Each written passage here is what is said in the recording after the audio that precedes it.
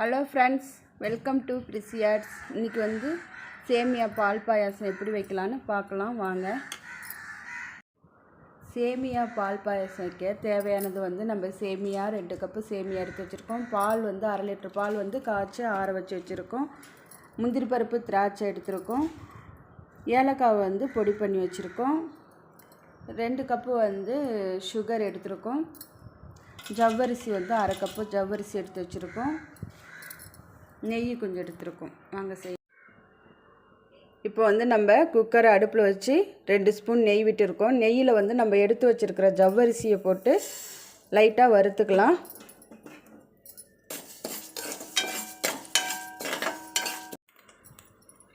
இப்போ நம்ம நெய்யில் ஜவ்வரிசியை 3 நிமிஷம் வறுத்தாச்சு. இப்போ நம்ம 2 டம்ளர் தண்ணி எடுத்து ஊற்றிக்கலாம். இப்போ நம்ம குக்கரை மூடி போட்டு ஒரு 3 விசில் வச்சு வேக வச்சு எடுத்துக்கலாம். நம்ம இன்னொரு அடுப்பை ஆன் பண்ணி அதில் 2 ஸ்பூன் நெய் விட்டுருக்கோம். இந்த நெய் ஊற்றி காஞ்சதுக்கப்புறம் நம்ம எடுத்து வச்சுருக்க முந்திரியை இந்த நெய்யில் போட்டு வறுத்து எடுத்துக்கலாம். முந்திரி பருப்பு கொஞ்சம் கலர் மாறினதுக்கப்புறம் நம்ம எடுத்து வச்சுருக்கிற திராட்சையும் இதில் போட்டு வறுத்து எடுத்துக்கலாம். இப்போ நம்ம முந்திரி பருப்பு வறுத்தாச்சு. இப்போ அதிலே திராட்சையும் ஆட் பண்ணி வறுத்துக்கலாம். திராட்சை கொஞ்சம் உப்பி வந்தோடனே நம்ம எடுத்துக்கலாம்.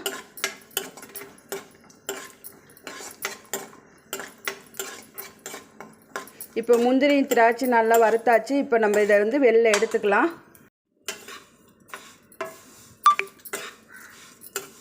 இப்போ நம்ம சேமியாவை நல்லா கலர் மாறுற அளவுக்கு வறுத்தாச்சு. இப்போ இதில் நம்ம எடுத்து வச்சுருக்கிற பாலை இதில் ஆட் பண்ணிக்கலாம். பால் ஊற்றிக்கலாம்.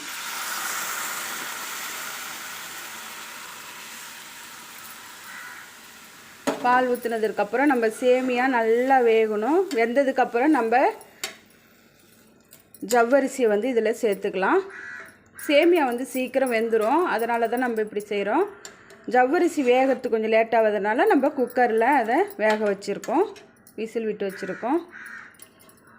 இது நல்லா வேகட்டும். இப்போ முந்திரி திராட்சை எடுத்ததுக்கப்புறம் அந்த பேனில் நெய்யிலே நம்ம எடுத்து வச்சுருக்கிற சேமியாவை ஆட் பண்ணி வறுத்துக்கலாம். வறுத்த சேமியாவே இருந்தாலும் பரவாயில்ல, நம்ம திரும்பவும் நெய்யில் கொஞ்சம் வறுத்து எடுத்துக்கணும். இதோடைய கலர் மாறுற அளவுக்கு நம்ம வறுத்துக்கணும். அடுப்பை சிம்மில் வச்சு வறுத்துக்கலாம்.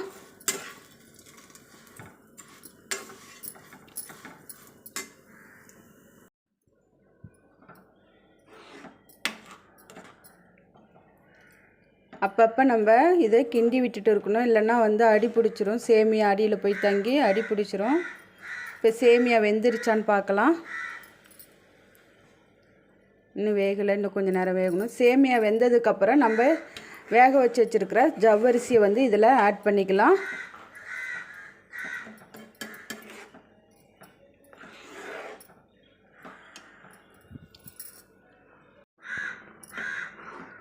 இப்போ நம்ம சேமியா பாலில் நல்லா வெந்துருச்சு.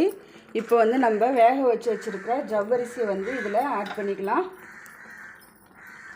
சிம்மில் வச்சுக்கோங்க, அடுப்பை குறைச்சி. இப்போ சேமியா இதில் ஆட் பண்ணிக்கலாம்.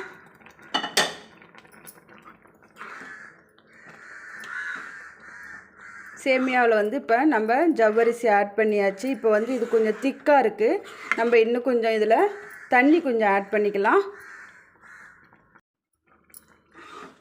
இப்போ இதில் நம்ம கொஞ்சம் தண்ணி ஆட் பண்ணிக்கலாம்.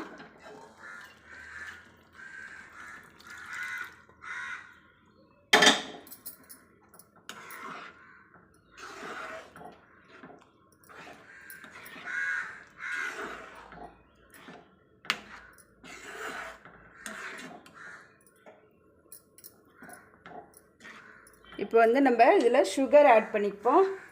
2 டம்ளர் சுகர் எடுத்து வச்சுருக்குறோம்.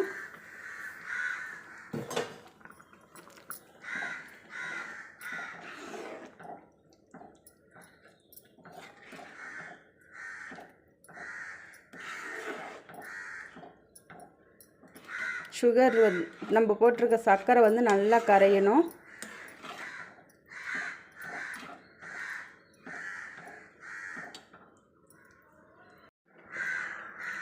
நம்ம சர்க்கரையை ஆட் பண்ணோன்னே ஒரு 5 நிமிஷம் கொதிக்க வச்சாச்சு. இப்போ வந்து நம்ம ஏலக்காய் பொடியை வந்து இப்போ ஆட் பண்ணிக்கலாம். பாயாசத்தில் நம்ம நுணுக்கி வச்சுருக்கிற ஏலக்காய் பொடியை வந்து இதில் ஆட் பண்ணிக்கலாம்.